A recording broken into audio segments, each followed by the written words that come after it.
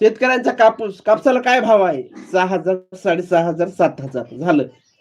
आणि पुन्हा सर्व शेतकऱ्याचा कापूस संपल्यावर यांचं कापूस भाव होतो 10,000.